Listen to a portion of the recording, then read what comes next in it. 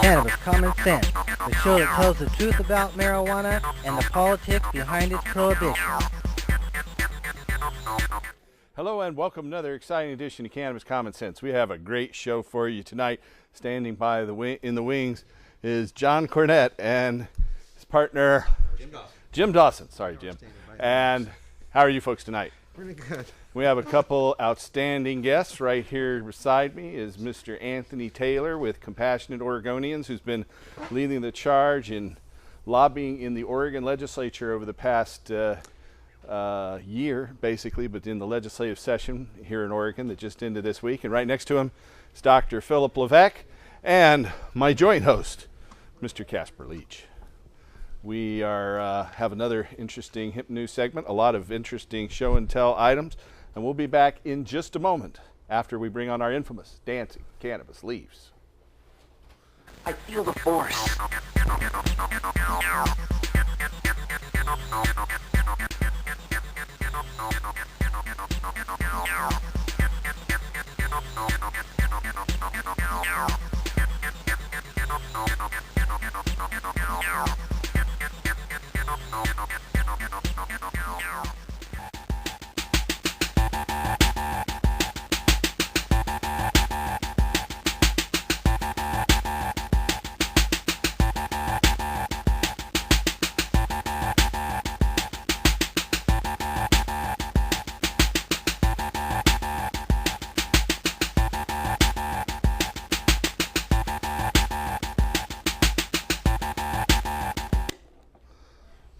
All right, we have a great hemp news segment tonight. Here in Oregon, state lawmakers have approved legislation, House Bill 3460, to license medicinal cannabis dispensaries statewide. The measure now awaits final approval from Democratic Governor John Kitzhaber. House Bill 3460 directs the Oregon Health Authority to establish a registration system for medical marijuana facilities. The department has until March 2014 to draft rules regulating dispensaries. Such facilities presently exist in several regions of the nation and the state, but are unregulated here in Oregon to date and remain subject to state and local prosecution. Officials expect to register an estimated 225 dispensaries in the first 2 years. Oregon Attorney General Ellen Rosenblum publicly backed the measure. Oregonians initially authorized the physician-supervised use of cannabis in 1998. However, the law limits patients' access to cannabis to either home cultivation or cultivation by a designated caregiver. Arizona, Colorado, New Jersey, Maine, New Mexico, and Rhode Island have state-licensed medical cannabis dispensaries up and running. California dispensaries are not licensed by the state, nor are they in Washington yet. Similar dispensary outlets are in the process of opening in Connecticut, Massachusetts, Nevada, Vermont, and Washington, D.C. Also here in Oregon, Democratic Governor John Kitzhaber last week signed 2 separate measures into law reducing penalties associated with the possession of marijuana. Senate Bill 40 amends the state criminal code to reclassify marijuana offenses involving the possession of over 1 ounce but less than 4 ounces of marijuana from a felony offense punishable by up to 10 years in prison to a Class B misdemeanor punishable by no more than 6 months in prison. It also reclassifies offenses involving the possession of less than 1/4 ounce of hashish from a felony to a Class B misdemeanor. The measure also reduces the maximum fine associated with civil violations involving the possession of less than 1 ounce of marijuana from $1,000 to no more than $650. Senate Bill 82 eliminates the suspension of driving privileges for persons cited for possessing 1 ounce or less of cannabis. The law does not amend existing state law mandating the suspension of driving privileges for those marijuana offenders convicted of possessing greater quantities of the substance. Both of these laws took effect last week. Out of Los Angeles, pulmonary complications associated with smoking cannabis are relatively small and far lower than those associated with tobacco smoking, according to a recent review published in the June edition of the scientific journal Annals of the American Thoracic Society. The paper, authored by Donald Tashkin, MD, Emeritus Professor of Medicine and Medical Director of the Pulmonary Function Laboratory at the David Geffen School of Medicine at the University of California in Los Angeles, is, quote, the most comprehensive and authoritative review of the subject ever published, end quote, according to an accompanying commentary. Donald Tashkin conducted U.S. government-sponsored studies of marijuana and lung function for over 30 years. His review finds that although smoking cannabis may be associated with symptoms of chronic bronchitis, studies do not substantiate claims that it is positively associated with the development of lung cancer, chronic obstructive pulmonary disease, or COPD, emphysema, or other lung diseases. Habitual use of marijuana alone does not appear to lead to significant abnormalities in lung function, Tashkin writes. Quote, findings from limited number of well-designed epidemiological studies do not suggest an increased risk of either lung or upper airway cancer from light or moderate use. Overall, the risks of pulmonary complications of regular use of marijuana appear to be relatively small and far lower than those of tobacco smoking, end quote. Writing in an accompanying commentary, McGill University's Dr. Mark Ware concludes, quote, cannabis smoking is not equivalent to tobacco smoking in terms of respiratory risk. Cannabis smoking does not seem to increase risk of chronic obstructive pulmonary disease or airway cancers. In fact, there's even suggestion that at low doses, cannabis may be protective for both conditions. This conclusion will affect the way health professionals interact with patients, parents, with teenagers, and policymakers with their constituents. Efforts to develop cleaner cannabinoid delivery systems can and should continue, but at least for now, those who smoke small amounts of cannabis for medical or recreational purposes can breathe a little easier, end quote. This study, Effects of Marijuana Smoking on the Lungs, appears in the Annals of the American Thoracic Society, this June issue. From London, England, the inhalation of non-psychoactive cannabinoid CBD or cannabidiol significantly mitigates tobacco smokers' desire for cigarettes, according to clinical trial data published online in the journal Addictive Behaviors. Investigators at the University College of London conducted a double-blind pilot study to assess the impact of the ad hoc consumption of organic CBD versus placebo in 24 tobacco smoking subjects seeking to quit their habit.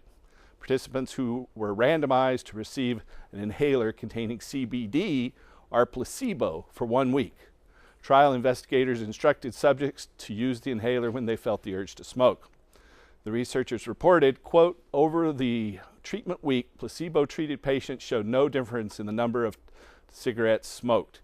In contrast, those treated with CBD significantly reduced the number of cigarettes smoked by the equivalent of 40% during the treatment. Moreover, participants who used CBD did not report experiencing increased cravings for nicotine during the study's duration. The investigators concluded, quote, this is the first study, as far as we are aware, to demonstrate the impact of CBD on cigarette smoking. These preliminary data, combined with the strong preclinical rationale for use of this compound, suggest CBD to be a potential treatment for nicotine addiction that warrants further exploration, end quote. Previously published clinical trials on CBD have found cannabidiol to be safe and well tolerated in healthy volunteers. Separate investigations of CBD have documented the cannabinoid to possess a variety of therapeutic properties, including anti-inflammatory, anti-diabetic, anti-epileptic, anti-cancer, and bone-stimulating properties. This study, Cannabidiol Reduces Cigarette Consumption in Tobacco Smokers, Preliminary Findings, appears online in the journal Addictive Behaviors. Out of New York City, the criminalization of cannabis is an abject failure and should be ended as a federal public policy, according to the findings of a new report issued by the National Lawyers Guild.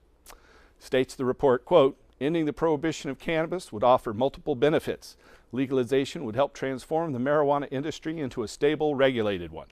It would significantly reduce infringements on civil liberties and lower the arrest and incarceration rates of people of color. Changing the criminal status of marijuana would lower the costs of law enforcement, protect people from entering the criminal justice system. Finally, legalization would remove restrictions currently impeding the study of medical marijuana and allow more users to acquire treatment if necessary. Each of these goals is consistent with the sound economic, criminal justice, and public health policies, end quote. The report's authors recommend reclassifying cannabis from its present Schedule I illicit classification, revisiting the United States' involvement in the international drug control treaties, and ending the practice of civil asset forfeiture by law enforcement agencies. They also call for the passage of additional statewide legislative and initiative efforts depenalizing marijuana use and possession. This report, High Crime Strategies to Further Marijuana Legalization Initiatives, appears online at nlg.org. That's the National Lawyer Guild's website, nlg.org. Our last story tonight is out of Honolulu, Hawaii. Hawaii Democratic Governor Neil Abercrombie this week signed 2 separate measures into law to amend the state's 13-year-old medical marijuana program. Hawaii House Bill 668 transfers the administration of the state's medicinal cannabis program from the Department of Public Safety to the Department of Public Health. Senate Bill 642 increases the quantity of medical cannabis that may be possessed by patients from 3 ounces to 4 ounces. The measure also increases the total number of mature plants that can be legally grown by qualified patients at any one time from 3 to 7. Some 11,000 Hawaiians are registered in the state's medical marijuana program. The changes in law become effective in January 2015. That is the end of tonight's Hemp News segment. Dr. Levesque and Anthony Taylor are here to talk about the legislative session here in Oregon. Casper Leach and I are going to stand by as we jump over to Jim Dawson and John Cornett, who have some great music. Thank you very much, Paul. Thank you. We're going to we redid an old song that is called Eleanor something. It goes something like this.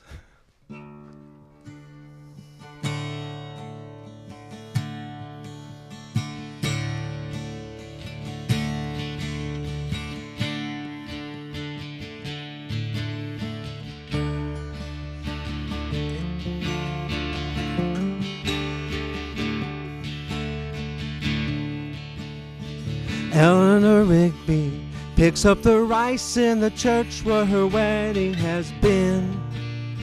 Lives in a dream, waits at the window, wearing a face that she keeps in a jar by the door. Who is it for?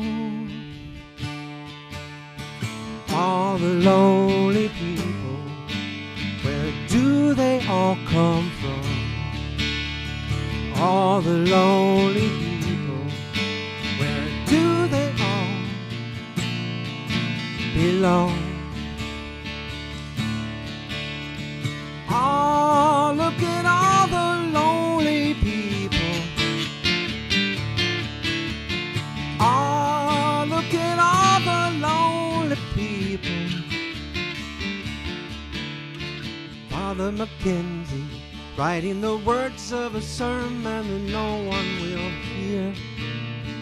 No one comes near. Look at him working, darning his socks in the night when there's nobody there. Nobody cares. All the lonely people, where do they all come from? All the lonely people, do they all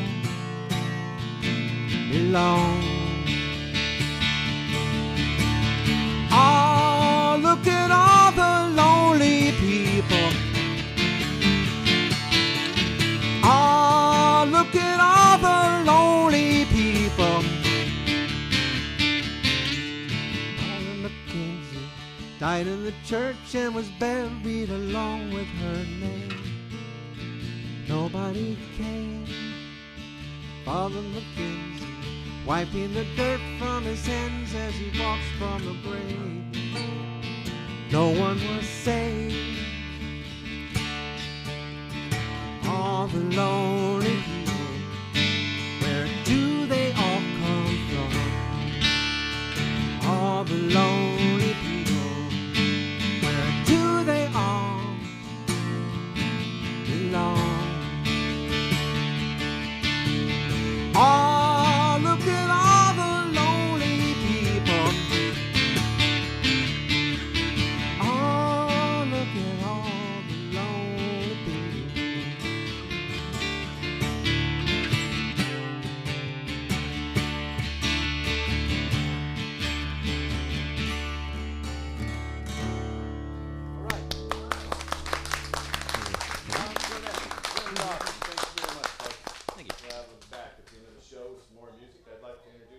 exciting set of guests we have this evening. A little bit of feedback. That's not our guest.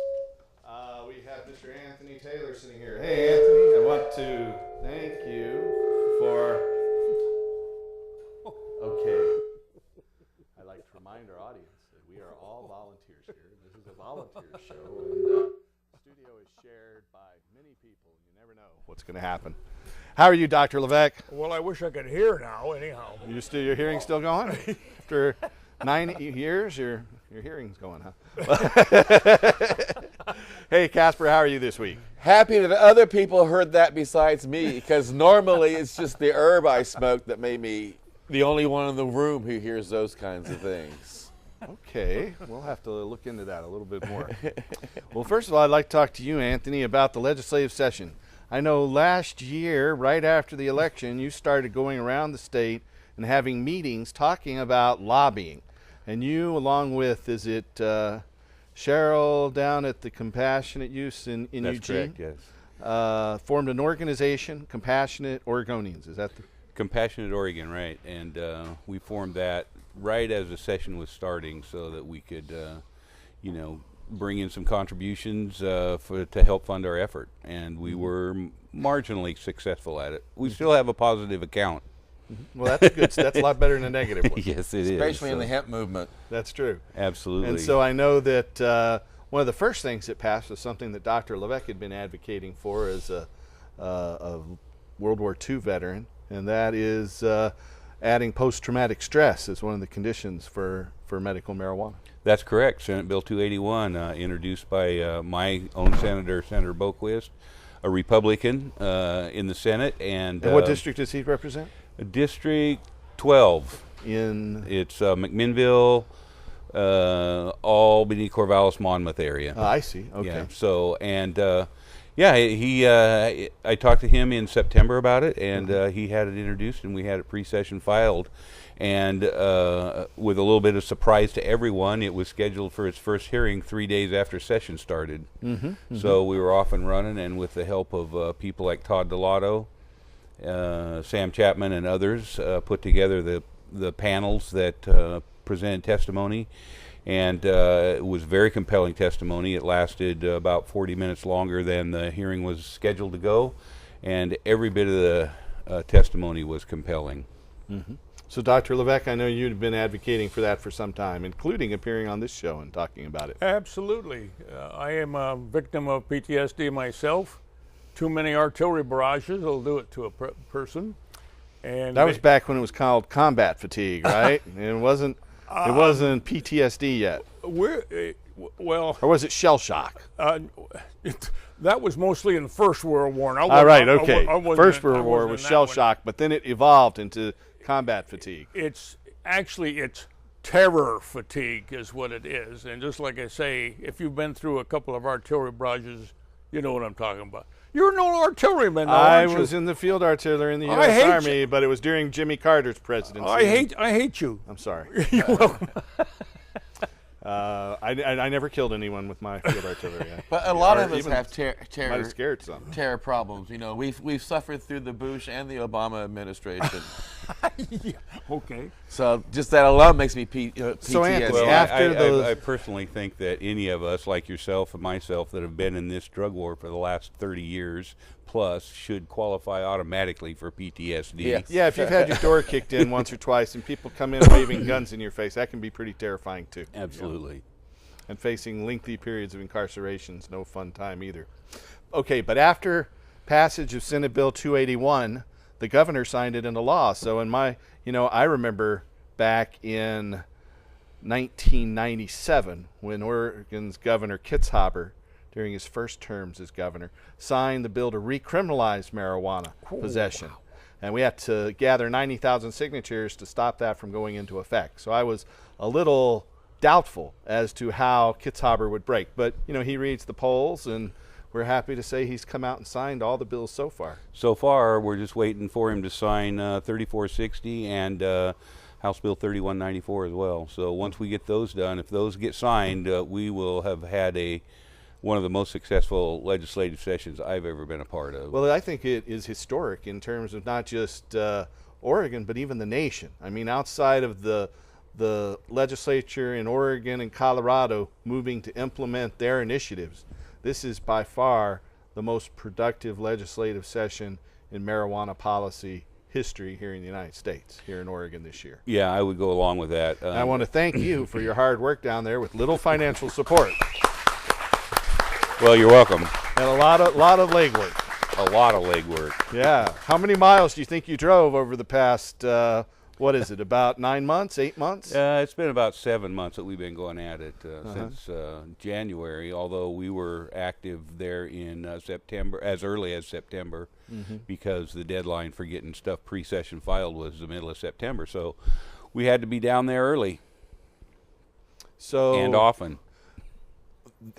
the dispensary bill's on the table. What's the other one we're waiting for the governor to sign into law? 3194, and 3194 was the bill that came out of the governor's Commission on Public Safety, and pretty much driven by the district attorneys and law enforcement to get some kind of, well, the commission was charged with resolving prison budget problems and overcrowding and trying to keep it from getting out of control.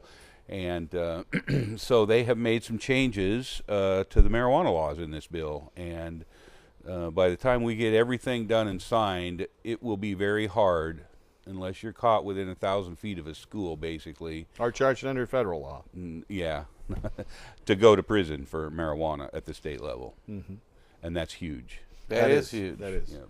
So, Well, one thing that makes that significant too is there's a lot of people who need their medical marijuana or do appreciate the recreational use, but you know their house is broken into, or like last night I had a neighbor who had their car stolen. And in Indiana, if you call the police for assistance, they'll come out, investigate the crime. But normally, if you're the person who called, you end up going to jail too, because you got bongs in the house or herb in the house. And here, if you need the police, that means you can actually call them when you need them. that's correct. That's also a big thing. A big thing.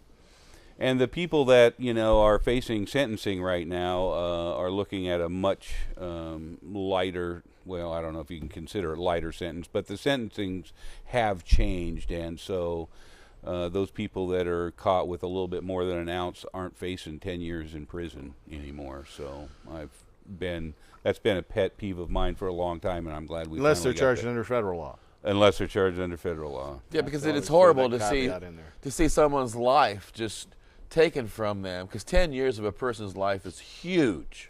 I mean, 2 or 3 years is huge, but to take a decade of a person's life for a plant, for nonviolent crime is it's more tragic than the crime itself. Yep, absolutely. I think that I read, and correct me if I'm wrong, that these dispensaries have to be more than 1,000 feet away from a school, but in an industrial area or in a farm area. And how are they? And away from other dispensaries. They can't Yeah. be within. Yeah. How in If the the governor signs it into law, that's going to limit the number of dispensaries that can be in any area. No less. It will. Yeah. It will limit the number. I mean, But I know I here in think Portland that- there's a number of them that are clustering together. So Right. under this law, they wouldn't be able to do that. They're going to have to spread out a bit. So 1,000 feet is 3 football fields. You got to be that far apart or that far away from a school, and it is particularly problematic if you are in between schools, for instance, and you're 1,000 feet away from each one of them. Then only one dispensary can locate there. No other dispensaries. So But is that 6 blocks worth of space? it's about 10 blocks. Well, then wouldn't you be talking about like a little dinky town if that was a problem? I don't think it would end up being a problem in the smaller towns. That's what I mean. I mean, so it's still pretty lax from that point of view. I mean, you should be able to put up camp, just pay a little attention to what you're doing. Yep, you just have to be careful because you don't want to find yourself in a position that people in Southern Oregon did when they were arrested for doing business within 1,000 feet of a school, because unbeknownst to them, one opened up, a private charter school opened up and put them within 1,000 feet of a school. And so that But it wasn't there when they opened. That's correct. So it seems like the school was in the wrong, opening within 1,000 feet of the. Exactly. There's no crime against them opening. There's up, no right? crime against that. That's for sure. So. Well, let's change that. We are live tonight. It is July 12th, 2013, and we are taking viewer phone calls and questions. You can watch us live streaming all over the world at Ustream Ustream.tv. That's Ustream.tv. If you got a question for us, you can type that into the little chat box and we'll try to relay it and answer it. We're also taking phone calls. That number there on your screen, it's 503-288-4442. That's 503-288-4442. We have had a caller standing by. Welcome to the show, caller. Hello, caller. Hello. How are you tonight? Good, and yourself? Very well, thank you. Do you have a question for us? I sure do. I have my fiance who's in stage 4 cancer. Without chemo, they're giving him about 6 months to live. So I'm kind of scrambling right now. I live in South Florida, and obviously it's not accessible to me here.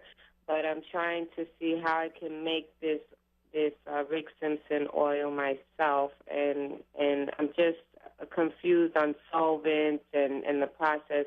Is there any way you can help me with this? Sure. I'll tell you what. It is quite a process. It takes quite a bit of cannabis. I'd be very careful in the state of Florida. Maybe you want to travel to a state where it is legal. And I can give you a phone number to call to get more information. You want to call us at 1-800-723-0188. That's 1-800-723-0188.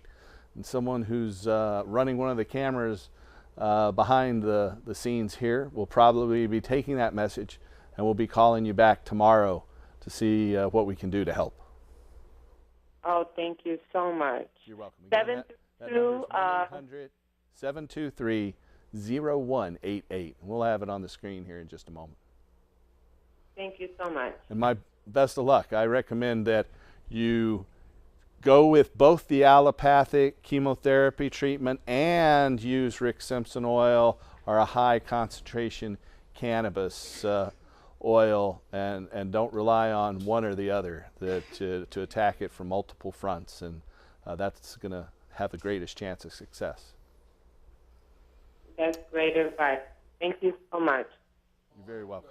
Why do we keep calling it Rick Simpson oil? Isn't it just hemp oil? Yeah, it's high. Well, Rick Simpson really popularized its use for cannabis, and so he put a video out there on the internet talking about how to make it, and so a lot of people just call it Rick Simpson oil. But some people call it Phoenix Tears. Okay, some people call it cannabis oil. Isn't it just cannabis oil, though? It is a cannabis oil. And isn't it the cannabis oil that was there and available long before Rick Simpson had squeezed it out?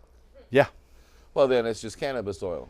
Yeah, it's highly concentrated cannabis oil. I've made several batches of it, and basically a 10-gram vial, which is 10 cc's, takes about 5 ounces of cannabis. Okay. And so it's and a patient who's undergoing cancer treatment needs about 6 of those. So we're talking about 1.5 pounds of medicine that patient will consume over a period of 60 days. So they're getting about 3/4 of an ounce of cannabis, the active ingredients extracted from 3/4 of an ounce of cannabis on a daily basis while undergoing. Well, I just wasn't sure if he was putting something kind of magical in there that made his a little different, or it was just cannabis oil that he No made. magic involved. He just got the word out there, and it's helped him. He's been, a 4-stage cancer survivor for many years, and he's been going around the world talking about it. He's a Canadian from up in eastern Canada, and he's been in Europe for a few years to avoid prosecution in Canada. Yeah, because you say he popularized it. It's kind of like Jack Hare popularized hemp, so maybe we should just call it the Jack Hare movement instead of the hemp movement. Or the Casper Leach movement. No. It does allow us to distinguish between the Rick Simpson oil, the concentrated oil, and what you've got lit in front of you. Now this, for instance, that's lit here, this little flame is hemp seed oil. And there are a variety of different cannabis compounds. In fact, we have several different bottles here. I know Eli Lilly alone had 12 different cannabis concoctions, 6 of them that were just pure cannabis, and another 6 that had a variety of substances in it. We have a studio audience, and if you'd like to come in any Friday night and join our studio audience, you're welcome to. We're here in Portland, and our studio audience member has a question. So go right ahead, John. I'll get to the most important one first. The first question is to anyone who would know, particularly you, sir. Is there any remedy for a grower or a patient grower, caregiver, all that? A man is in his home and he's got no other place to grow, and suddenly the lady next door decides to open up a daycare center. Are we basically screwed, or is there any kind of legal remedy to prevent that from happening? Well, as long as you're in the privacy of your own home, it doesn't matter. The only way you can get how about in your yard? It has to be out of public view. Out of public view. Okay, so And it doesn't, as long as it's out of public view, you're within the limits of the law, and you won't be troubled. That doesn't apply. This session, they did House Bill 3434 did define the 1,000-foot space. So it has to be measured from the boundary closest to you to the school district or to a daycare facility. But the only time a daycare facility comes into play is if you intend to site a methadone clinic. interesting. So the other part of it is that, the 1,000-foot applies to elementary and secondary schools primarily used by minors. A couple of other quick notes just before I go, and that is that Jack Herer, I believe, was the first one who called it Rick Simpson oil, but today it's known as Rick Simpson oil to delineate from other so-called cannabis oil, or as Rick Simpson calls it, hemp oil. It's cannabis oil, but he calls it hemp oil, even though he's actually talking about cannabis oil or Rick Simpson oil. But Jack Herer is the one, and it's also 60 grams in 90 days. Thank you. Okay. Thank you very much. We have a couple other callers. Let's go ahead and take another call. Welcome to the show, caller. Hello. Howdy. Hey, this is Red. I had a question about the RSO, as he was just talking about. I had heard that it's illegal in the state of Oregon. Is that true for full cannabis extract or for RSO? If you have a medical marijuana permit, it is not illegal. Okay, now what about for a club to have it available for donation? Well, the clubs right now are not regulated, so it's really questionable. It really depends on which municipality you're in, don't you think, Anthony? Absolutely. If Here you're in outside Portland, it's probably, you're just fine with it. But if you're in Washington County or Jackson or Josephine County, or Clackamas, or Marion, you're any other county but Multnomah, you're likely to end up incarcerated. Okay. All right, but when this law goes into effect, assuming the governor signs it, and I urge everyone who's watching to contact Oregon's Governor John Kitzhaber and ask him to pass House Bill 3640 and put medical dispensaries under the licensed and legal and regulated system so that patients can access the medicine they need legally without fear of contamination and arrest or being ripped off. Awesome. Well, thank you so much, Paul. You're welcome very much. And we have another caller standing by. Let's go ahead and take that call too. Hello, caller. Caller, are you there? Okay, they're not. We have some interesting items on the show tonight, and we're going to be talking about them. But in case anybody's wondering what this is down here, this is a hemp fiberglass door panel. It's made with hemp and hemp oil. It's made for the Kestrel cars. And Ziggy Marley actually brought this to our good friend Wonder Knack's store in Multnomah Village here in Portland. And if you're interested in seeing hemp items, some very exciting new hemp products, and I think she's even got a hemp petting zoo where you can go and feel the various hemp products, from hemp fiber and hemp seeds and hemp in its many different varieties. You can go in there to the hemp petting zoo and touch, feel, and get a real feel for it at Wonder Knack's new store. We'll be talking more about that. But Ziggy Marley actually came and delivered this door panel to Wonder just a couple weeks ago, which is pretty darn exciting, I think. I've heard Ziggy's song Wild and Free. It's one of the best hemp songs out there. If you haven't heard it, it's safe to pet. You're petting it, and it's this doing is just awesome. fine. We have a little petting zoo here. I hear it purring. That's nice. We have another studio audience member call. Question. Go right ahead, studio audience member. Yes. Do you guys know anything about the U.S. House bill, the farm bill that passed? Well, it passed to add hemp to the farm bill. However, A few days later, the Republicans, for the first time ever, killed the Farm Bill. So a Farm Bill has not passed. So it did pass for the first time to add hemp legalization to the United States Farm Bill, but then the Republicans defeated the Farm Bill. That's the first time that's happened, that the United States is without farm regulation, farmer bills. So we'll have more news on that as it develops. Well, I can only believe that's just another proof of what Jack Hare had been saying all these years, to follow the money, that the reason why it is outlawed is because it's in direct competition with the petrochemical companies and the other industries that compete directly with hemp, who are also lobbyists who buy Republicans for hobby. That's true. I shop for Republicans. I can't afford one, but Yeah, I understand. someday. I can't even afford a Democrat. I might be able to afford a Libertarian or Green Party, but I haven't bought one yet. Yeah, all right. Well, we are going to run a little film clip from NBC's Today Show about medical cannabis for kids with epilepsy. We'll be right back.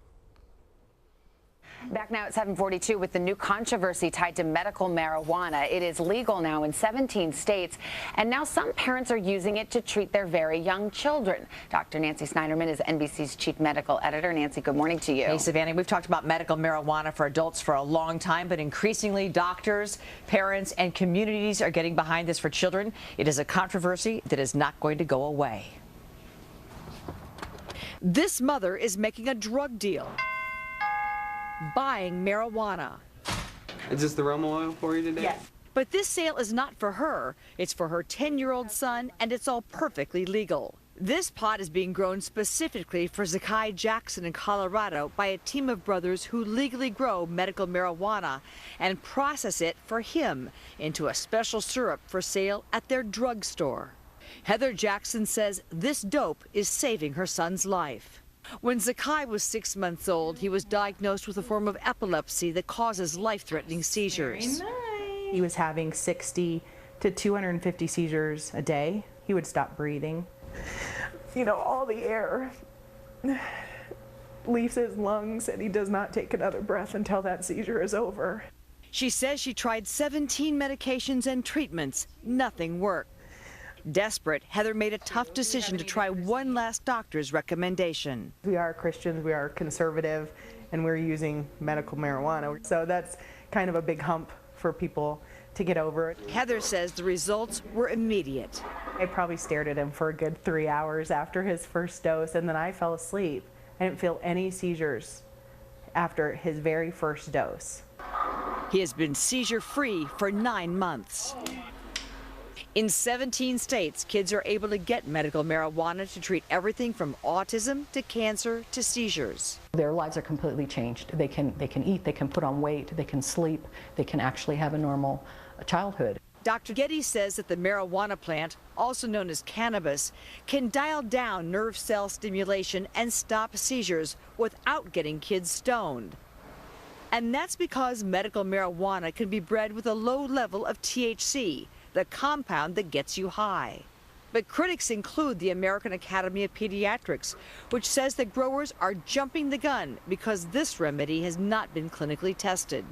It's not enough just to believe that something is going to be a good medication. You really need to test it. A couple of generations ago, people were recommending tobacco. Even physicians were recommending tobacco as a good method of relaxation or to relieve stress. It seems unbelievable now. Is your concern at this point that if someone has a medical problem in their child and they turn to marijuana, they're swapping one problem for another? I think that they are putting their child at risk of long-term consequences of marijuana use that we don't fully understand. Still, Heather says it's worth it because after a decade, she can finally get to know her son. We never really got to meet Zakai because he started having seizures so early. Zakai is incredibly funny and charming and loving. It's been really nice to see him, come awake. No one is saying this is a first-line drug of choice, but increasingly, as children need the solution for problems that traditional medicine isn't treating, increasingly parents are turning to this avenue. And I think we're not going to see the FDA step in and have traditional clinical trials, but this is a controversy that's not going to go away. And because it's in 17 states, I do think this is a trend in this country. Thought-provoking piece, Nancy. Thank you so bet, much. Sam. Well, you know, marijuana is a Schedule I drug, which means that the United States government says it has no medical use whatsoever, and because it's Schedule I, women of childbearing age and children cannot be tested. They can't do medical tests or studies on women of childbearing age or children under the age of 18 for medical marijuana. So it's impossible to do a study on this under U.S. law here in the United States. But some are taking place in Europe. And she said that it's definitely not the first line of defense. Well, Dr. Melamede was on my show and made it very clear that any time that you have a problem of this nature, it should be the first line of defense that you go to, because it's a natural, holistic approach. And if that does take care of the problem, then you don't need to grab something that's got a side effects out of a test tube. And they had some prohibitionist crazy lady on there saying that it's like, you know, they don't know the dangers. Well, you know, marijuana's been used for thousands of years. It's the oldest crop cultivated by people for over 12,000 years. Could be the very first crop purposely cultivated by humans. And all archaeologists agree it's among the first 4 different crops, and probably the first. And then she said it was going to be a trend. It's a trend to be healthy. It's a trend to take care of your kids. It's a trend to do the right thing for your patients. Well, if that's a trend, we've been doing that since we opened our eyes as human beings 2,000 years ago. It's been longer than that. I feel better but Thank you. Get that out there. We have another caller who's been standing by for some time. Let's see if we can take that call. Welcome to the show, caller. Hello, caller. Hi, Paul. Hey, how are you? Oh, good. This is Steve. I've talked to you before. I'm that guy who took your recommendations when I stopped, when the Kaiser weaned me from 100 milligrams of morphine to nothing in 3 weeks. And I had no withdrawals. Been on since '94. I'm that guy. But anyway, I was going to ask you about a couple of things, if I may. One was hemp flower. Where do you get it? You know, I know what it's contained in it, and how all the great amino acids. But how do you get that? You can get it at Whole Foods. You can buy hemp seeds and hemp seed oil there. Here's one of the products. Maybe we can get camera 2 to close in on this. This is hemp seed product from Manitoba Harvest. There's a variety of different cannabis seed products, highly nutritious. It's the best source of protein and omega-3, 6, and 9. In fact, it perfectly matches humans' nutritional needs for the 9 amino acids that are essential for optimal human health, and also perfectly matches humans' needs for the omega-3, 6, and 9 that we need. So it's nature's perfect food. I'm glad you threw that information out to your viewers. You're absolutely correct, and it is a great food. Now I'm asking specifically about the flour. They have that too? Oh, hemp flowers? Yeah, I have a daughter who started with you when she was 14 because she has multiple autoimmune deficiencies, and she's now gluten-free. You mean like hemp protein powder? Well, you mean cannabis flour? Flour powder. Pardon? You're saying flour powder? Kind of like flour, like you cook with. Hemp Correct. flour. Oh. Like baking soda, salt, pepper, flour. Yeah, you'd have to mix the hemp seeds in with that. Or they do have protein powders available that you can buy at Trader Joe's, Whole Foods, and New Seasons, most health food stores. But you can't use any gluten, so I thought that would be great, and I got a printout on what it contains, and it certainly is wonderful, as you said earlier. Can I ask you another question, or shall you move on? I was wondering about, like, if you didn't decarbolox cannabis oil, would the CBD would be higher, correct? If you just use the vacuum type. Well, when you talk about decarboxylation, which is the process where lower forms of tetrahydrocannabinol, or THC, are transformed into delta-9 THC, which is psychoactive, that's done through a heating process or an acidic process. And so that has to do with making it medicinally active. The CBD? The THC specifically. I think the CBD isn't decarboxylated. Decarboxylation is when the carbon molecule comes off of the rest of the THC usually molecule. by heat. Yeah. If I'm mistaken. Okay, well, that kind of answers my question. I think you would have a higher CBD level if you didn't decarbolox it with heat. Yeah, and just perhaps use so. Perhaps so. A vacuum type situation. Hopefully we'll find out more as science is able to look at these issues.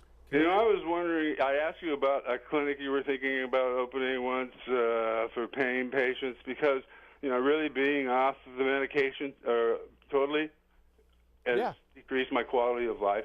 Yeah, we're definitely in the process of doing that. A decreased amount is fine, is what it should be. So, you know, I don't know.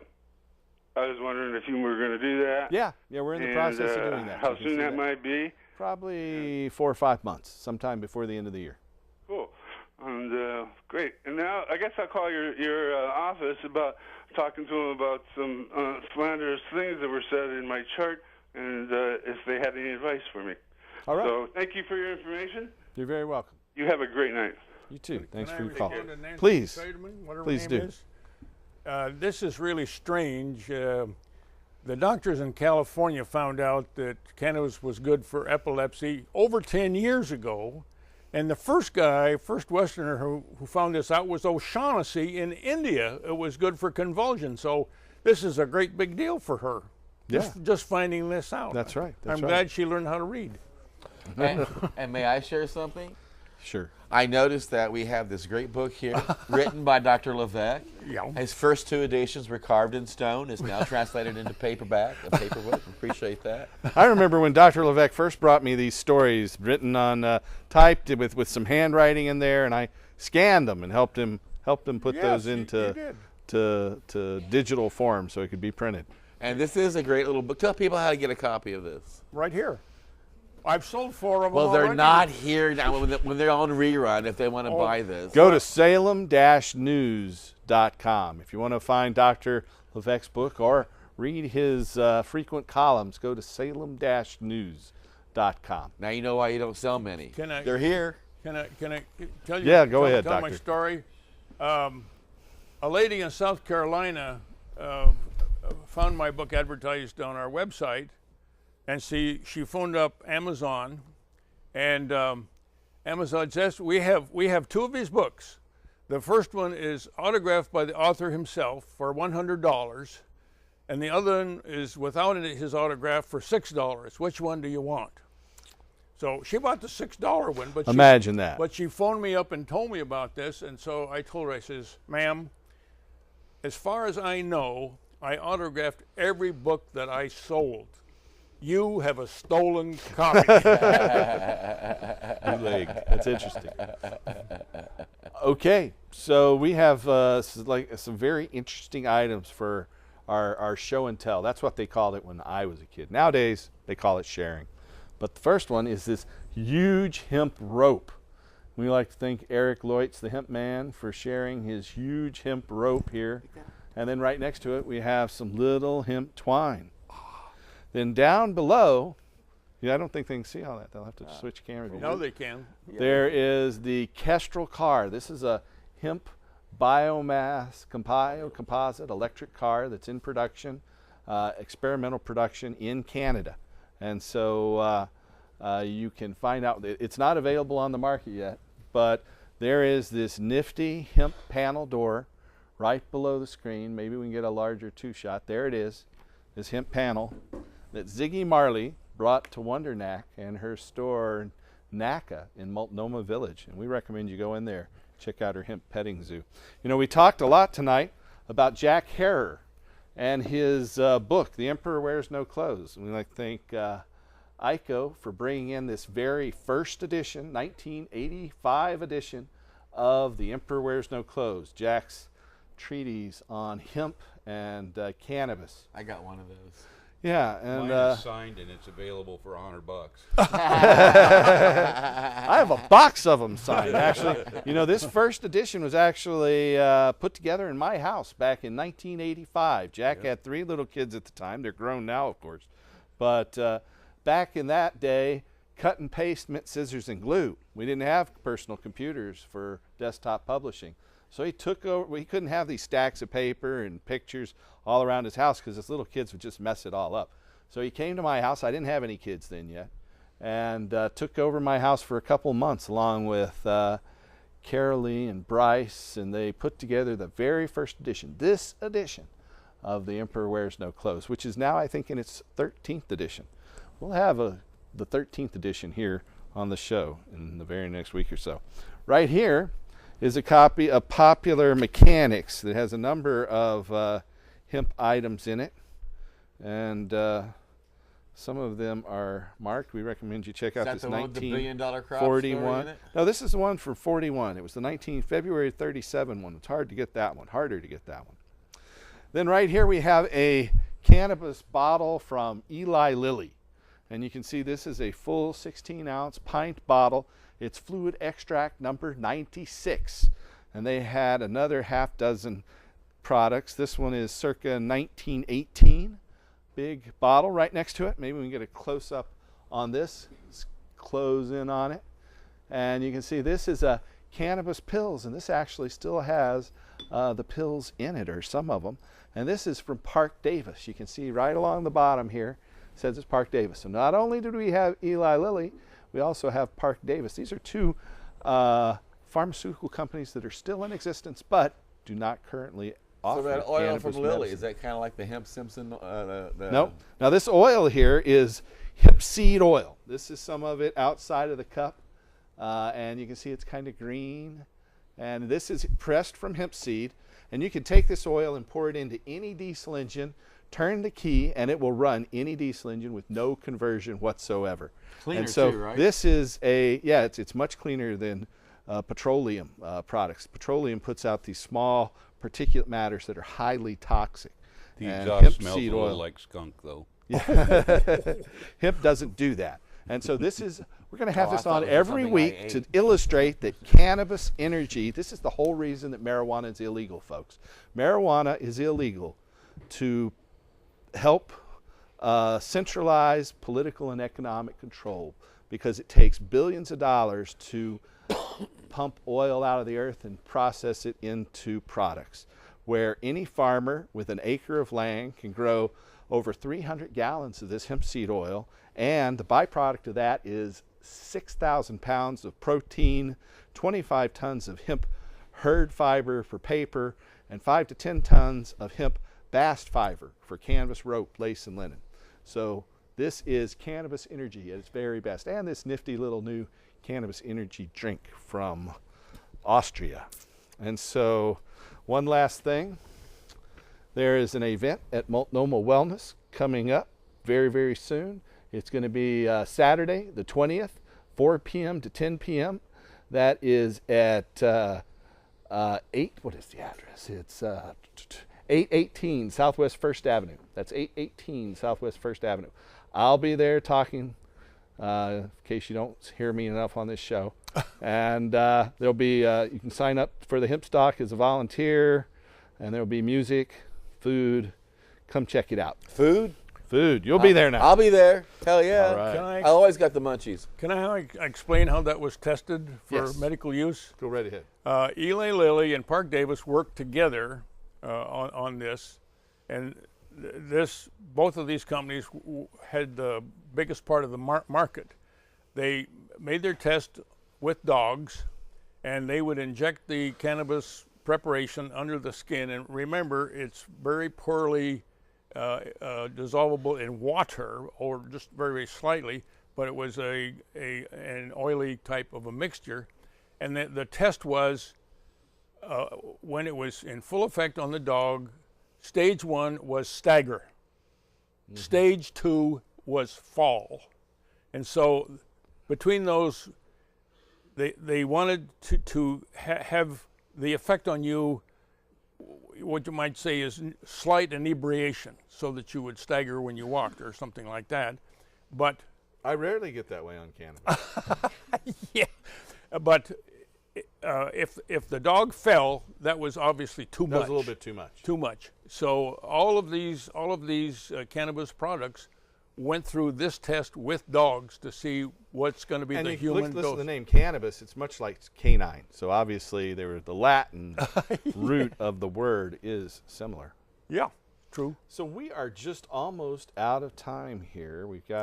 You want to tell us a little bit more about Compassionate Oregon, Tony, and how people can find out more about your work and maybe get in touch and help support your lobbying efforts? Sure. Compassionate Oregon, we have a Facebook page called Compassionate Oregon, and you can go right there and get in touch with, it provides the mailing address and phone number, so you can get in touch with us, and you're welcome to write out a check and send it to the address at any time.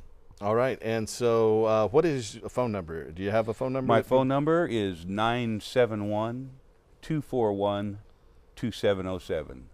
941-241-2707. All right.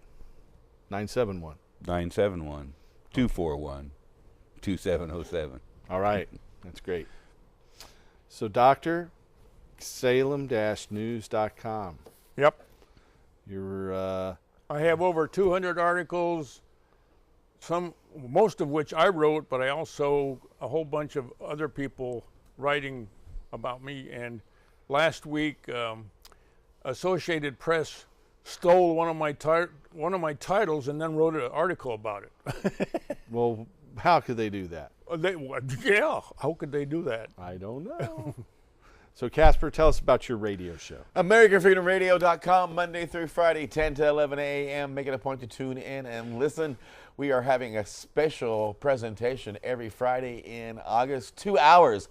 No commercial interruption. We are doing a global hemp summit, bringing together over 30 of the world's most experienced and brightest minds in regards to the hemp movement, medical marijuana, and why we need to end prohibition. One of which will be, of course, Paul Stanford. Again, please make it a point to go to AmericanFreedomRadio.com. Tune in every Monday through Friday from 10 to 11 a.m. Pacific Standard Time. And for those of you out there who can't find a doctor to help you qualify for medical marijuana, we have a physician referral service and doctors all over the United States. You can call us toll-free at 1-800-723-0188. That's 1-800-723-0188. If you or a loved one need medical marijuana, we have doctors who can help. So give us a call. If you have any of those conditions, then you qualify in all the states. Call us at that number, 1-800-723-0188. Here's and help us to restore hemp. Help us restore hemp.